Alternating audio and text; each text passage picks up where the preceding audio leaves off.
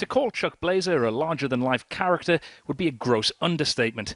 As one of world football's leading power brokers, he revelled in the limelight his position provided.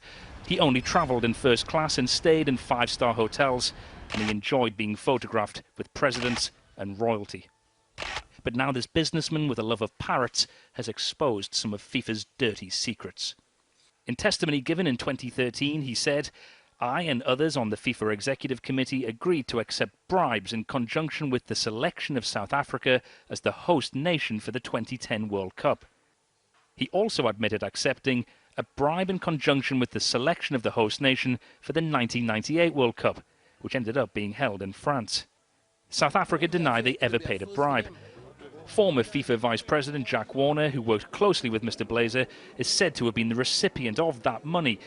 He is now threatening to launch an avalanche of claims as he fights extradition to the US in connection with racketeering and bribery charges. And I will no longer keep secrets for those persons who now seek to actively destroy this country's hard-won international image.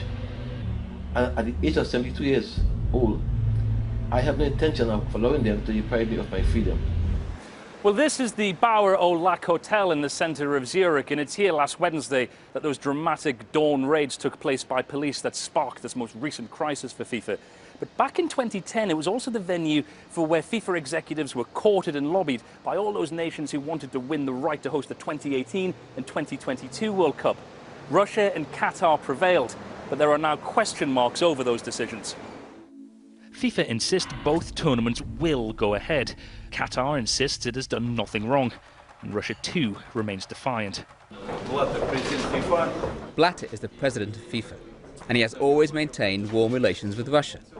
But in general, the decision on hosting the World Cup was made by the Executive Committee of FIFA, and it is a legal decision. No resignations can affect or change it. England lost out to Russia, but there are those who believe the country would be ready if a revote ever took place. If Russia hosts the World Cup in 2018, it does seem very unlikely that another European country would host it in 2022. But obviously, if FIFA came forward and asked us to consider hosting it, we have the facilities in this country, and of course we did mount a very impressive, if unsuccessful, bid to host the 2018 World Cup. Previous and future World Cups are all under scrutiny, threatening not only FIFA's leadership, but perhaps the organisation's future viability. And the wind of change blowing through football's corridors of power shows no sign of abating anytime soon. Richard Conway, BBC News, Zurich.